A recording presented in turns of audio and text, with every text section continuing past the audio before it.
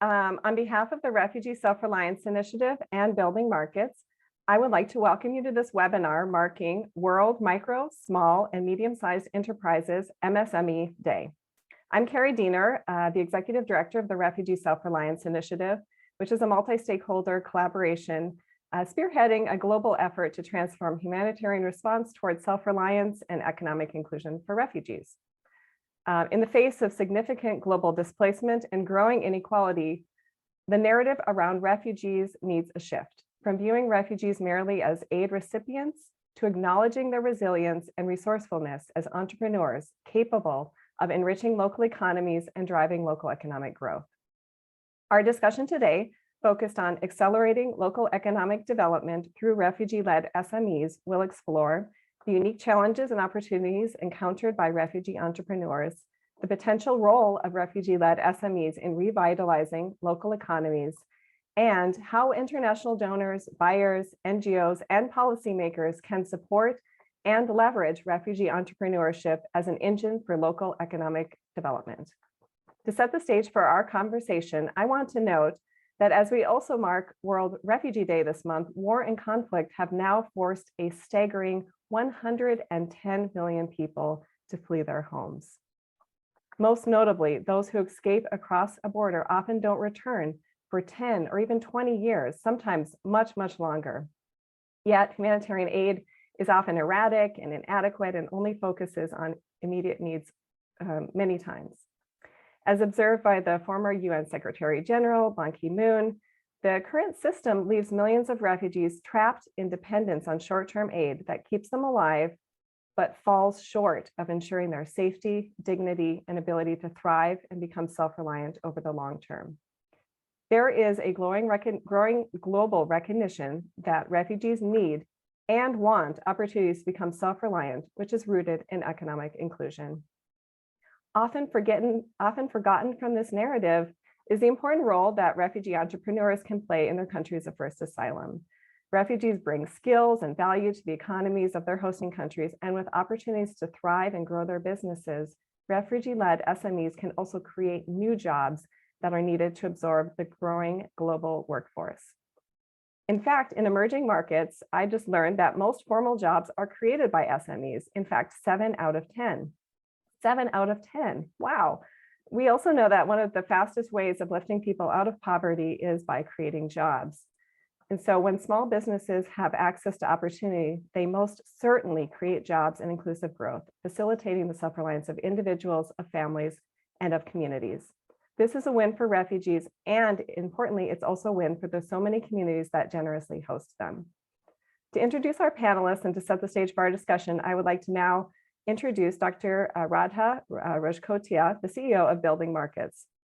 Before joining Building Markets as CEO, Radha held the position of Chief Research and Policy Officer at Innovations for Poverty Action, and also previously served as the Senior Director of Economic Recovery and Development at the International Rescue Committee. She sits on several boards, including the Cash Learning Partnership and the Center for Economic Opportunity, and she is a Senior Policy Fellow at the Henry Lear Institute for Human Security at Tufts University. Radha also serves as an adjunct professor at Georgetown University, where she teaches a course on refugees and economic opportunity. So over to you, Radha. Great, thank you, Kari, and thanks everyone for joining. It's exciting to see so many familiar names in the participant list, and I hope you'll all participate in this conversation with us. I'm delighted to have the series of great panelists alongside me today, and I will introduce them in a moment. First of all, I just wanted to introduce myself and Building Markets. As Kari mentioned, I'm Radha Rajkotia, the CEO of Building Markets. And Elizabeth, can we have the slides, please? And Building Markets, for those of you who don't know, is a nonprofit focused on building inclusive economies for small enterprises, small businesses, so that everybody has the opportunity to rise. We do this by working directly with small businesses, providing them with capacity development services, and importantly, access to markets. What we're going to be talking about today are inclusive economies, and economies that can grow with the input of, with the positive contribution of refugee-led businesses, the buyers who might be involved in purchasing services from those small businesses, as well as government stakeholders. Now I'm going to go to introducing the panelists. So first of all, I'm very pleased to introduce Somar Nassar. So Somar Nassar serves as a business development coordinator focused on export promotion for Building Markets, Turkey. Prior to this, he was focused on exports still as an export specialist with KX Consulting in Konya. He himself holds a master's degree in economics from Selçuk University in Turkey and a bachelor's degree in economics from Al-Bath University in Syria. Second of all, I'd like to introduce Jacqueline Sofia.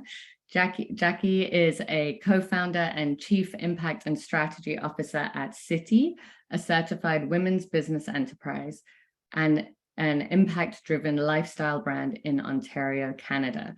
In her position, Jackie leads the company's stakeholder-driven approach to impact measurement, evaluation, reporting, and learning. We'll be thrilled to hear about some of the exciting partnerships that Jackie's team has been focused on with Sitti. And last but not least, I want to introduce Yara Asad, who's a private sector development specialist at the World Bank. Yara has been working for the past 5 years on mobilizing the private sector in support of economic inclusivity of forcibly displaced people, primarily through a platform at the World Bank called the World Bank's Private Sector for Refugees Project, PS4R. So in this, they've been focused on including refugees and internally displaced people from Jordan, Lebanon, and Iraq, and are looking to expand into other countries.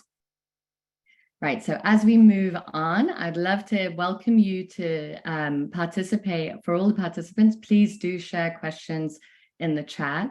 In terms of format, we'll be hearing from each of our panelists initially. So I'll start with Jackie, and then we'll hear from Somar and Yara to give some brief remarks on just their roles and their experience from the various organizations in which they sit. And then we'll be opening into some more interactive question and answer. Thanks. Jackie, I'll hand it over to you.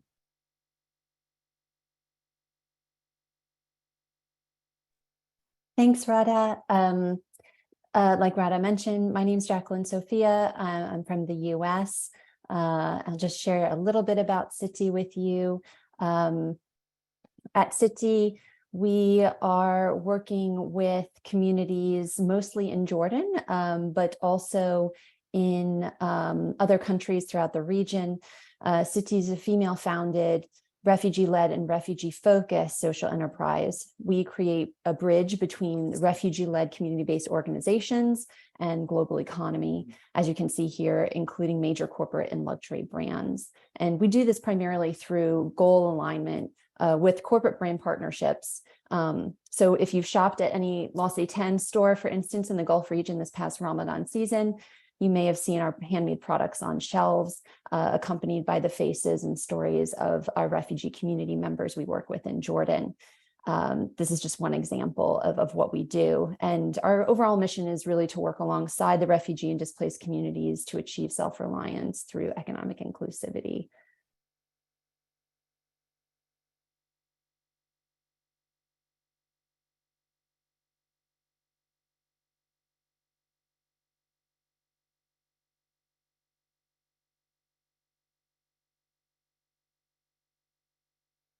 Great, thank you, Jackie. Okay, let's move to Somar. Please hand it over to you. Thank you, Radha. Hello, everyone. My name is Somar Nassar. I am a business development coordinator at Building Markets, Turkey. I am mainly specialized in providing export and matchmaking services to the refugee-led SMEs as we help them to access new markets and boost their export sales by connecting them with the foreign buyers and providing consultancy regarding all international topics and operations. I am so glad to be with you here in this webinar to share my observations and thoughts about refugee-led SMEs. Thank you. Wonderful, thank you. And Yara, last but not least. Thank you, Radha, and thanks for having me on this panel today.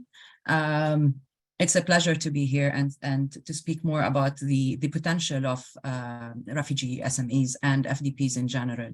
So my name is Yara Asad. I'm a project lead under the Private Sector for Refugees, PS4R, which is a World Bank initiative that was actually launched in 2018 with a pilot in Jordan. Since then, PS4R has really expanded towards from Jordan to Lebanon, Iraq, Djibouti, Yemen, and recently we've published a diagnostics of Poland, looking at the role of the private sector in supporting Ukrainian refugees, be it as entrepreneurs I was looking at the technical stuff. So as entrepreneurs or for employment purposes. But what is PS4R? When the World Bank looked at this initiative in 2018, the idea was like, how can the World Bank play a role in responding to the refugee crisis? At the time was mostly the Syrian crisis. And since then, we've been seeing more and more crises happening and more refugees. As Radha mentioned, like in the past 2 months at least, the number of refugees has increased, especially looking at what's happening in Sudan now. So the idea was to shift the paradigm from a humanitarian perspective towards developmental, specifically what could be done on an economic inclusivity element. So what could be the role of the private sector and financial sectors in supporting the inclusivity of refugees? So what is this PS4R and what do we do? We work at 2 levels, a global level and a country level. On the global level, we call it really more of our research and development. We partner with global players everywhere who are interested in inclusivity of refugees, either by through investing in them, employing them, supporting them, and including them through their supply chains. We exchange knowledge about what has worked for us in Kenya, but has not worked in Jordan, or has worked in Jordan, but has not worked in Turkey, and so on. But that's so what we came in together and we did was to create first a guideline for the private sector, which is the Charter of Good Practice.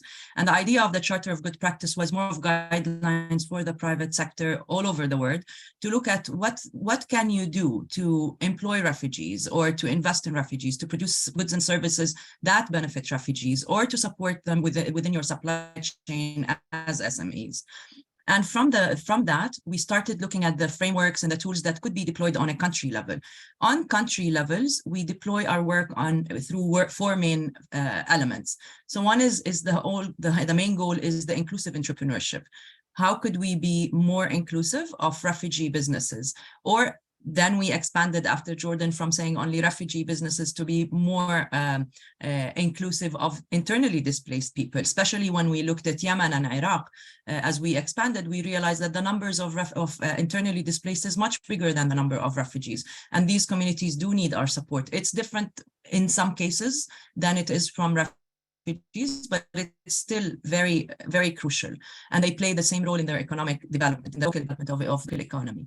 So with the inclusivity of entrepreneurship, we look at also how do we not only support the IDP and FDP communities, but also how do we support the host community. So in many cases, we walk in many countries, if they're anti-refugee, if they have an anti-refugee agenda, they'll be like, no, we have enough on our plate. Refugee hosting countries are normally more poor.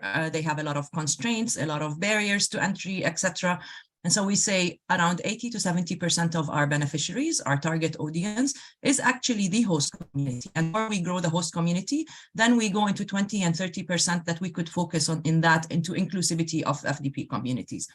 The second part we do is we understand that all businesses, especially refugee and FDP SMEs, they do need our business development services. They do need B2B matchmaking in order to be able to access either finance and investment or to access markets. So we also provide that. We work with financial institutions to try and provide financial access to finance to those SMEs. Again, from the host community and the FDP community, we see them very much working together. And the last thing that really matters to us is that institutional development and policy work on the ground is the most important in order to sustain the work once our project is ending. And thus in the beginning, once we enter any country, we identify local intermediaries as local institutions that we could anchor the work with them, and we work hand in hand with them to support those SMEs. The last thing I would say is that PS4R now is at a phase where we have developed a training. The training is open for partners from the World Bank, but as well as partners outside the World Bank who would be interested in understanding more the potential of refugee businesses, but also how could you incorporate this refugee lens into the work that you are doing. Thank you. Wonderful. Thanks, Yara. So I'll ask all the panelists to come on camera now. So what we'll be doing now is just having a little bit more of an open conversation with our panelists to be able to just unpack some of that framework that Yara has provided in terms of looking at this issue around inclusivity and local economic growth from the perspective of refugee-led businesses, the buyers and corporations that they may be engaging with, as well as that policy and political environment in which they're situated. So let's start at the level of the small business first and then build out from there. So Somar, I'd love to hear maybe if you can provide an example or two of what is the kind of profile of the refugee-led businesses that you're working with, and what's their appetite? You focus on exports. That's not usually an area of work that we hear about for refugee communities. So what is their appetite for the exports, and what are some of the supports that they need in being able to focus on that area of work? Well, thank you, Radha. Actually, the profile of SMEs that we are working with them in Turkey are mainly the Syrian refugees who fled the country after the war in Syria after 2011, and millions of them have been settled in Turkey and started their new lives. The entrepreneurs have started their new businesses here in the country and try to make some cohesion and integration into the local economy of Turkey. So regarding the export side of their work, as we know, they are coming from a new cultural environment and background. This gives them new knowledge, let's say unique knowledge or skills that can help them connect with the international markets, especially in the MENA market, in the MENA region, as many of these Syrian entrepreneurs have very strong and good connections in this region. This helps them to use their own networks and the connections in these countries to penetrate these countries and contribute to the export of products and services from Turkey to this region, which had a very positive impact on the local economy of Turkey, benefiting from the network of these entrepreneurs. Great, thank you so much. And Jackie, maybe if we can hear from you, it'd be great to hear you work primarily with women's collectives. Can you talk a little bit about the focus, just the profile of those collectives themselves, and maybe as you're engaging in some of those corporate partnerships, maybe share with us an example of, what's a positive partnership that you've seen work very well in terms of a model that we can think about for this discussion. Yeah. So the profile of the women's collectives that we work with, and they actually aren't just women's collectives, that we do work with refugee-led CBOs in Jordan that our primary focus is, our goals are gender equality and access to equity in work. But I would say that the primary community we're working with within the refugee community are women. And then we're also working with persons with disabilities. So we're really trying to hit those communities that are kind of within the marginalized community of the refugee-led businesses. But outside of that, the profile really is that they have an element of refugee leadership, right?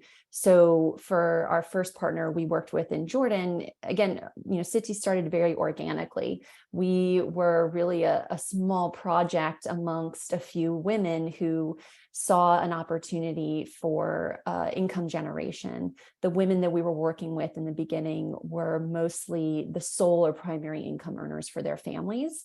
Their husbands, due to the situation in Jordan for refugees, where there's a lot of limitations on work access, their husbands or their sons were either completely out of work, unable to find work, or were working as day laborers. Older male members of the family were experiencing a lot of chronic health issues, so they couldn't even work at all. So these women were really taking it upon themselves. And you see that a lot in the communities where we work, but there was obviously an element of refugee leadership there. Also a real connection to the traditions passed down. So Sitti in Arabic means my grandmother. And for us, there's a real importance and focus on heritage-inspired, tradition-inspired approaches to product development and design. And so when we have been kind of developing this model, again, very organically over the past 7 years, it really came to our attention in a very kind of a natural way that there are corporate brands out there who are really struggling to figure out a way to meet the sustainability demands of Gen Zers and the millennials out there who are now the biggest, they have the biggest purchasing power in terms of the market. And for us, a real turning point for us came last year when we were approached by L'Occitane Middle East. L'Occitane, for those who may not know, is a major luxury brand, global luxury brand started in France. They really focus on their main values are, preserving craftsmanship, gender equality, and sustainability in all their products. So the real, for us, it was a no-brainer. There's obvious goal alignment there. But then they had been struggling with really kind of, again, accessing that Gen Zer market. The goal was for the Ramadan 2023 campaign that they had coming up was to see an increase in Gen Zer participation in that campaign. So when they came to us, we really had a very kind of goal-aligned discussion, and then it kind of became a campaign that was, for us, we were very focused on keeping the narrative centered on the stories of the community that we work with. So for us, we don't see a lot of benefit or incentive to work with corporate brands unless their understanding of the incentive for them to help drive the storytelling of those communities.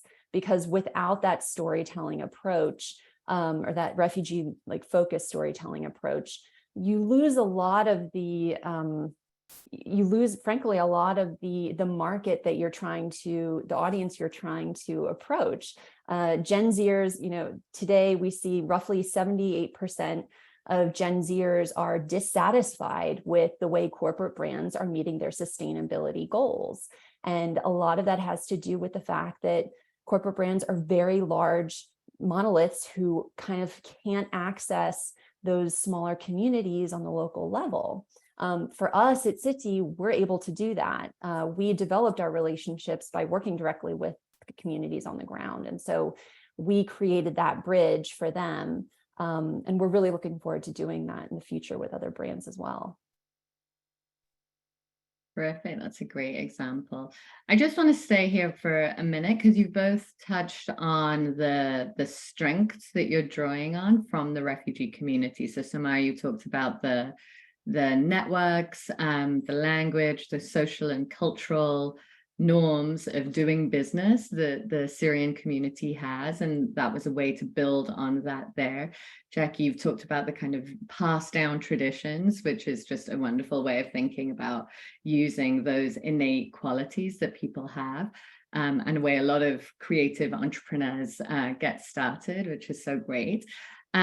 What is the case making, Jackie? You've talked about the sort of the big brand case making that you needed to do. Somar, when you're working with more local or other buyers that aren't necessarily the huge brands, what's the kind of, do you need to do some case making in order for them to be able to work with refugees, or is it just the business proposal itself that speaks for itself? How does it work in terms of your engagement with buyers? Do you have to is there much persuasion or convincing that's required, or is this done on purely the economics itself? Well, actually, regarding the SMEs in Turkey, from my own experience, we don't need to talk a lot about the specialty of refugees and this kind of ideas. We just need to go through business needs the buyers have. So we convince them that these SMEs, they have the proper experience and the good quality, the competency that you need in every side of the product, regarding the quality, regarding the prices, and other than that, we also show our business directory as a verification platform for these SMEs, that these SMEs are legally registered in Turkey. They have all the legal requirement to do business with you, to export to other countries. They have the proper certifications for their products they are producing and developing. So these kinds of requirements and sites, they are the critical point for buyers to buy from these SMEs. That's great. That's like a true exemplar of mainstreaming when the refugee label doesn't even need to feature. That's fantastic.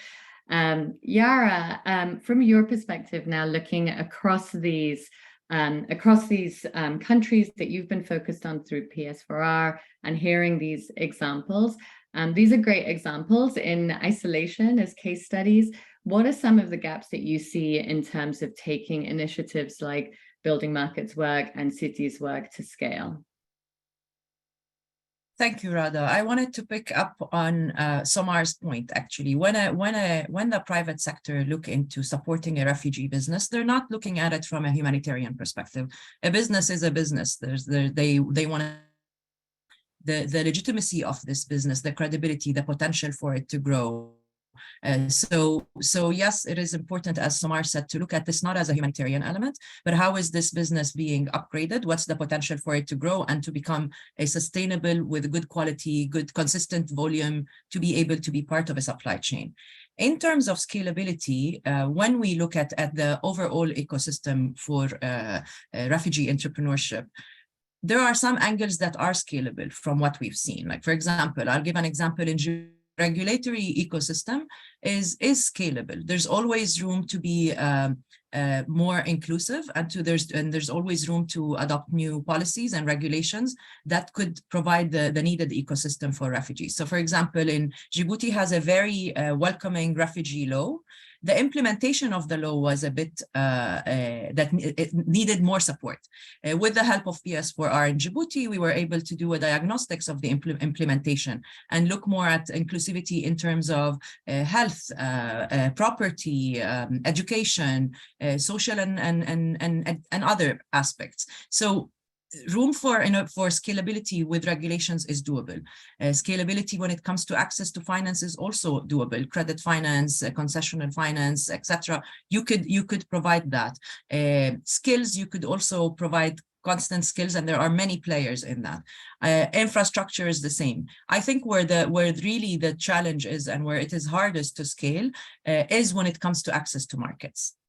And that's for multiple reasons. You can scale if you go online today, and an example of that is Building Markets. Building Markets model as a marketplace online is a very scalable platform. If we get to see more transparency in terms of contracting, transparency in terms of procurement, if bigger businesses are willing to look at those on the platform who are profiled, who are investable, who could be part of a supply chain, but we're giving them the opportunity to be part of a supply chain.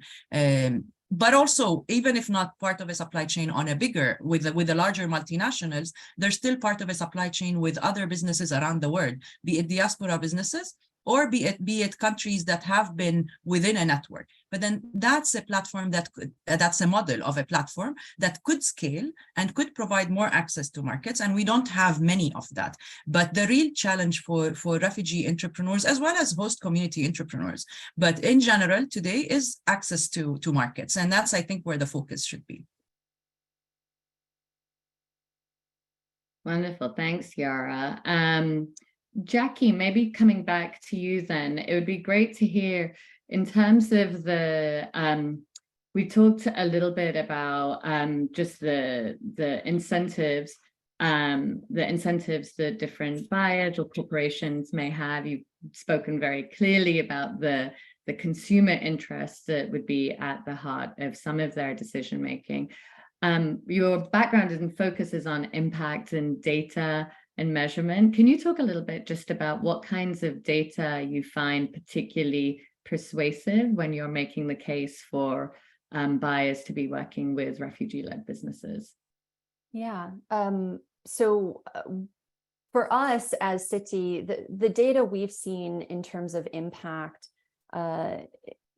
simply with large corporate brand partnerships, is really, it comes down to access to consistent work and consistent income for these refugee communities.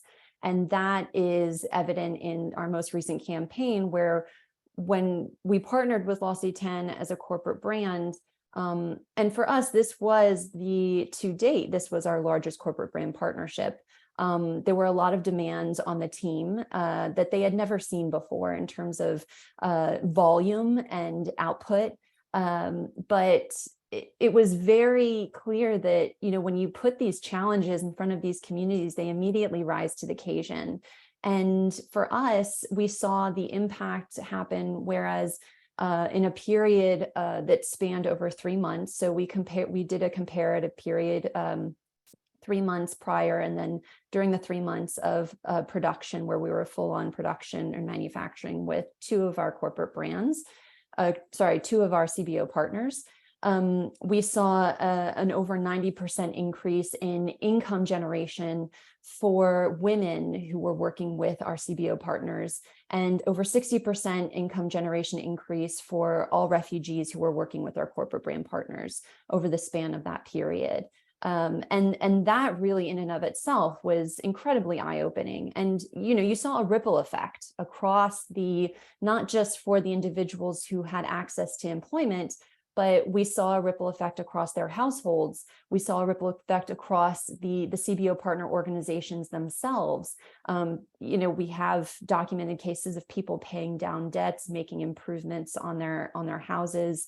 And we saw people purchasing life-saving medications for their families and for themselves. For the CBO partners, we saw them, first of all, they were able to recognize and realize their capacity to scale in terms of their capacity to increase their output and do it at a really high quality level. But, there was also generated income for these CBO organizations, because for some of our partners, we are their only source of income outside of humanitarian aid. And I think this is really key to keep in mind, is that you are seeing so many locally led CBO like community-based organizations these days having to shut down, having to let go of team members, or all of their team members are simply volunteers who are not getting paid a salary. These are community-led, refugee-led organizations that know their communities the best. And so when you see the fact that you have a rising amount of refugees globally, and it's not just increasing, it is exponentially increasing. And you have these community-based organizations that are already there and able to support their communities locally and want to do that work. They just don't have access to the resources, the capital resources that they need to do that and to grow their economies locally. If we can have that influx of capital going towards these locally led organizations, you're going to see an economic growth in the communities there that takes that burden off of the host countries. And I mean, we've seen it time and again with our own partners. If we were, as a bigger company, if we were a much bigger company, I can guarantee like the impact you would see would be monumental. But I think it's so critical that these corporate brands start to notice the benefit for them from a simple revenue standpoint, but also from a global level, from the fact that, for instance, okay, you could have a serious impact on the host countries that you are part of. If you are a corporate brand that's a major brand in Jordan, for instance, or you're headquartered in somewhere within the GCC region, there is an advantage economically for you to start working with these refugee organizations. You are contributing to host countries being able to have their own economies grow and expand, and take that burden off of them from a humanitarian aid standpoint. Great, terrific. Thanks, Jackie. Somar, can you share a little bit of the data that you have on just how the exports focused work has been working in Turkey? Can you describe, what is some of the success that you've seen there? Well, actually, as Building Markets, let me talk about that. We have helped the SMEs in about 3 years or 4 years, over 4 years of our activity in Turkey. We have helped the SMEs to export products and make contracts with a total amount of about $6 to $7 million in total.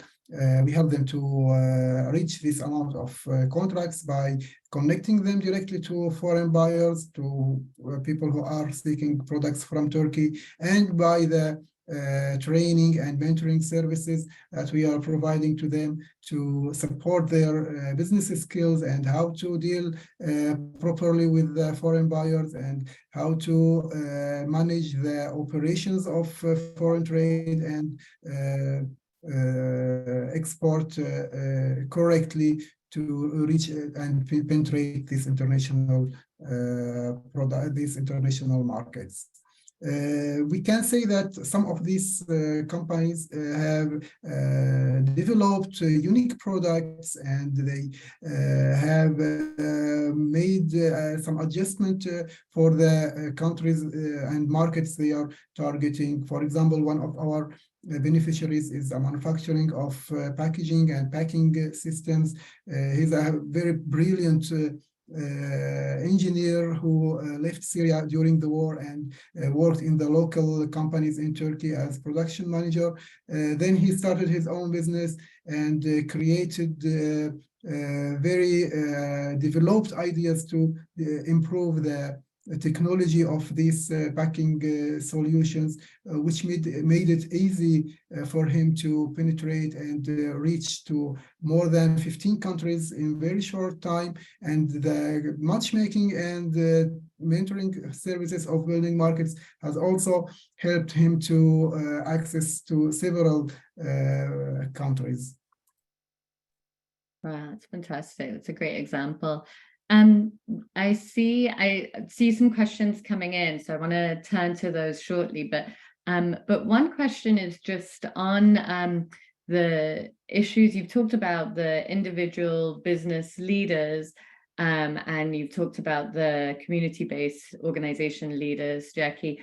Can you talk just for a second about, and really just a minute each maybe, on how your focus on refugee-led businesses, how does that relate to issues around cohesion, social cohesion, tension in the local community? What are your experiences of seeing how, so Somar, the Syrian businesses versus or engaging with Turkish businesses, or are they quite separate? And Jackie, it'd be great to hear the same from your experiences in Jordan and elsewhere. Sorry, Somar, do you want to start, and then Jackie will hand to you? No, you can go ahead. Oh, okay, Jackie, go ahead. Do you want to go? Oh, sure. Yeah, so when we started out, we were working solely with one community of refugees in Jordan, which was the Palestinian refugee community in Jadash camp. They are specifically, well, over 90% of them are considered ex-Gazan. So this is a very unique community because in Jordan, you have a lot of different refugee communities coming from throughout the region. Jordan is one of the largest hosts of refugees regionally. And they are also, you know, if you just to kind of give a little bit of statistics here in terms of numbers, consider the fact that over 40%, and actually now with the recent UNHCR report coming out, it's more than 40% of refugees globally are hosted by the 1% poorest and like lowest income countries. So, you know, just consider that number there for a second. But for us, when we started working with the ex-Gazan community in Jadash camp, they have a very uniquely difficult situation in Jordan compared to other Palestinian refugees who were who found asylum there after 1948. This community of refugees came after 1967. And I won't give an in-depth history lesson here, but if you Google, you know, the 1967 war, you know, you'll understand that it was a really contentious situation already, where you had a lot of these Palestinians originating from in and around Gaza coming to Jordan, and not really, there was no structure in place to provide support for them for the most part. And even today, they are considered stateless, as opposed to a lot of Palestinians who came after 1948. They were granted citizenship in Jordan. This was not the case with ex-Gazans. And there is no way for them to go back. So they are in a very precarious place. And so for us, we were already aware of the situation. There's obviously a lot of tension in this case with, you know, between, you know, some Jordanian communities and the ex-Gazan community there. But, you know, Jordan also is, as mentioned, you know, they're struggling just to support the refugees that come in. At the end of the day, they have an open door. And so there's a lot of, there's a lot of, you know, trying to do what they can with what they have.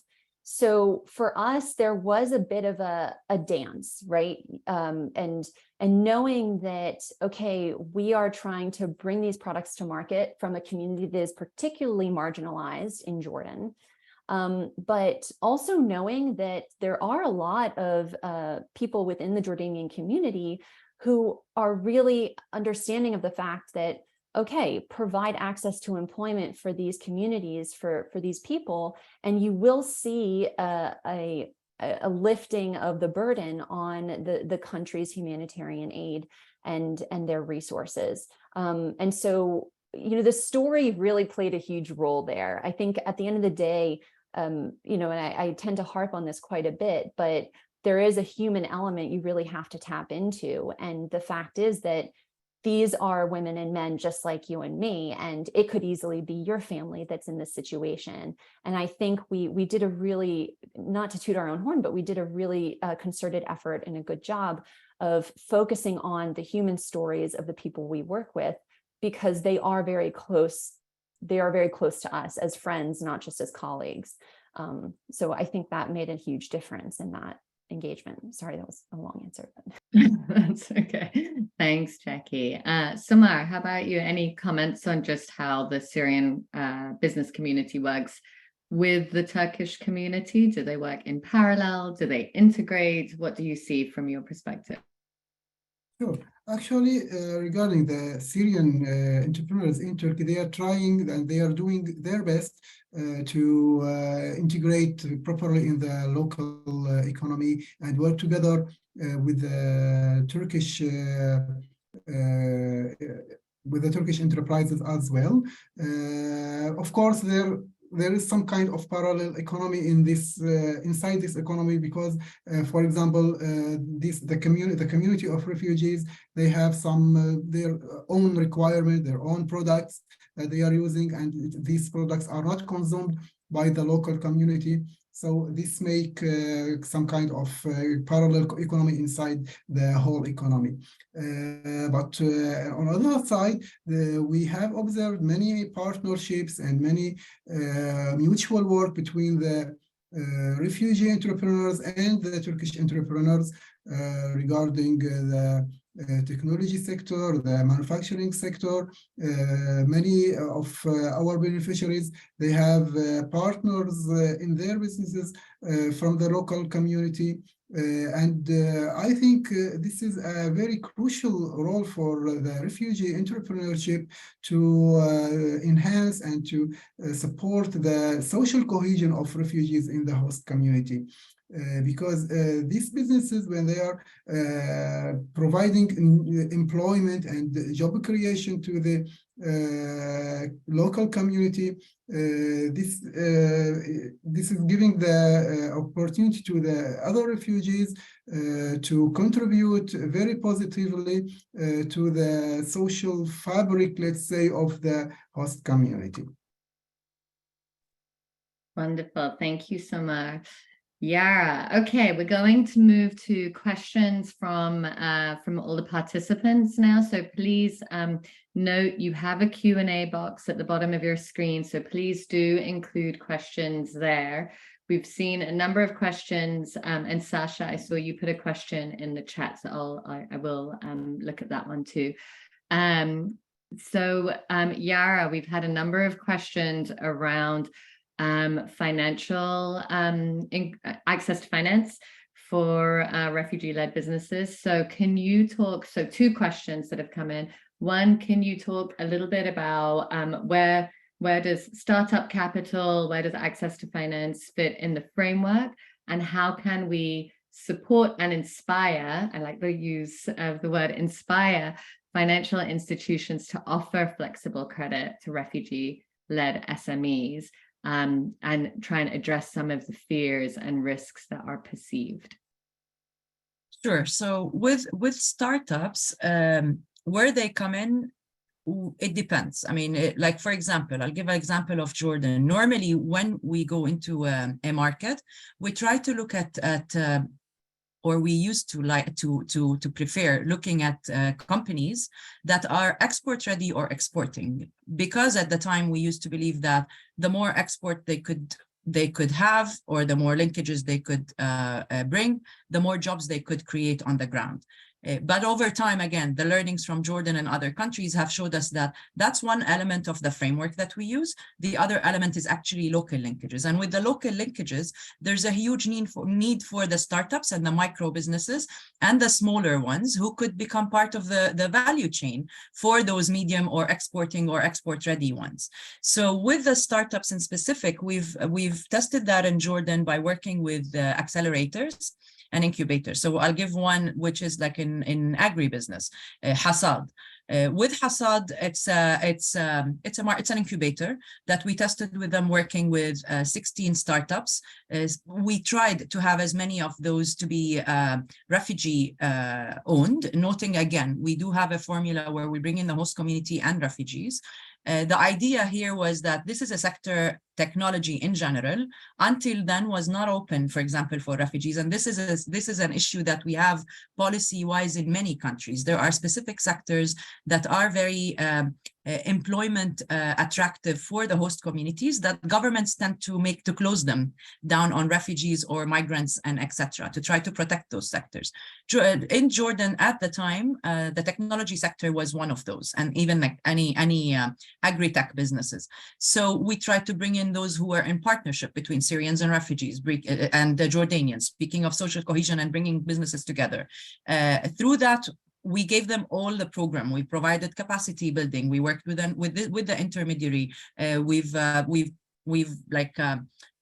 developed their capacity, but also we realized that those who are ready, investment ready, we worked with them for pitches. We've organized actually at the time an online, because it was COVID, online B2B matchmaking, where we connected a lot of those businesses either with investors from the local economy or with VCs who were interested in supporting them. Out of the 16 in Jordan, we got 3 business deals that were attracting and I wouldn't say we got to just clear the language. We helped facilitate those transactions. We provided the ecosystem for that. Poland is one example where I can say today is very attractive to Ukrainian refugees. It's one of the most we have seen so far, to be fair. But still, refugees, especially at the very beginning of the process of becoming a refugee, tend to be more conservative with a mentality of I'm soon going to go back. So this idea of settling in a new country, opening bank accounts, doing the transactions is not as easy. It happens to some businesses where they're entrepreneurs in Ukraine or in Syria who moved their businesses to the host country, and they need those bank accounts, and they're facilitated because of the collaterals they provide. But the smaller we go in scale for the businesses, it becomes more and more difficult. And the same for the startups. So it's either that you build the credibility of those startups and those micro businesses and smaller ones by connecting them to larger businesses, to make them part of the supply chain where they become credible and accredited to businesses, to the financial institutions, or it takes a longer time. So, and I'll give an example on that. There was an Auj Syrian business. It's a mold maker in Jordan. It took them 4 years to be able to register their business. And one of the biggest drivers for them to be able to register a business was that they were able to be matched with plastic manufacturers in Jordan to supply them during COVID, when there was no supply chain possible. And that gave them enough credibility for the authorities and for the financial institutions to show that we're a credible business, we're able to provide good quality products, and we have credible buyers. And from that becomes easier. Other investors, it depends. I'll go back to Jacqueline's point. It depends on the strategy and the vision of the financial institutions. There are a lot of products that have been tested, but I would say we're not there yet. Is it scalable? Yes, it is, but we're not there yet. And PS4R has actually published a paper on investment in refugee businesses, whether that's a myth or a reality. And I'm happy to share the PS4R page. You could find that publication there, but we're not there yet. But is it scalable? Yes. Financial institutions need to find a middle ground where there's mitigation of risk, and there's an understanding of the financial products that could be there that are beneficial for both. They are going to create a huge market for you if you're introducing those financial products. But banks in most countries are not there yet. Great, thank you. Thanks so much. So a couple more quick questions. We have, I'm going to try. My dog wants to participate too. I'll ask you to keep your responses brief, just so that we can get through as many of these questions as possible. So Jackie, very quickly, how much room is available for partnerships with local organizations to grow marketing operations for the refugee products from refugee SMEs? So I just want to make sure I'm getting this question correctly. How much room is there for partnerships with local organizations? So I'm assuming this is coming from one of the participants who's involved in a local refugee-led organization to grow marketing operations for refugee products from refugee SMEs. So do you work directly with them on helping them with their marketing? Is that okay? Yes. Good question. And I think that's one of the key roles we play as Sitti with our partners, with our CBO partners, is actually providing them with a more market readiness approach. This was the main sticking point for when we first started working with our partners in Jenna's camp. Was they had a beautiful product. They were making this olive oil soap bar that was absolutely gorgeous. It was, based on passed down traditions. They had hundreds of bars and had no idea how to sell them. And so we really played that pivotal role working with them to develop the packaging, to develop the brand, to really tell that story. And that made all the difference, frankly. And I think that on top of that, there needs to be more welcoming of these refugee-led businesses into the global market. And a lot of times that you need to have that partnership with people from outside the community to help them along and to support them. There really needs to be a partnership. So, we do really vouch for and encourage refugee-led businesses to grow and scale. But I think the other piece to that is seeing, corporate brands or other players from outside those communities coming over to them and saying, let us support you in this endeavor. Great. Thank you, Jackie. Okay. And last very quick question for Somar. When signing contracts with larger companies, what are the commercial or contractual requirements that the refugee businesses in your network struggle with the most? Well, actually, very quickly regarding the refugees here in Turkey, actually, most of them have come recently to the country. They are not very well settled and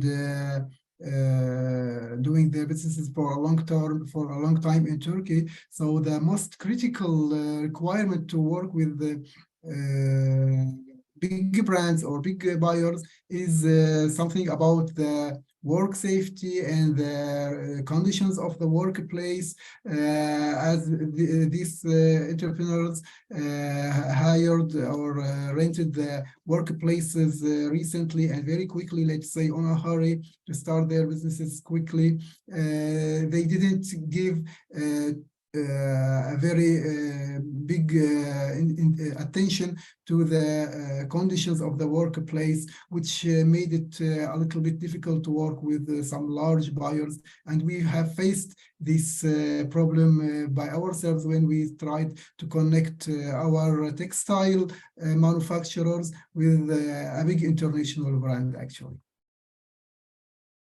That's great. Thanks, Somar, for that example. So I think we are at time. I want to say a big thank you to our panelists, Jackie, Somar, Yara. Thank you for the great conversation. Thank you to Kari and the team at the Refugee Self-Reliance Initiative for partnering on this webinar. I hope today that everyone who's joining will take a look at some of the resources. I know Kari has said that some of those will be sent out, so we'll try and make sure that the resources that we've referenced today are included in that message, as well as the recording. So thanks everyone for your active contribution, and have a great rest of your day. Take care.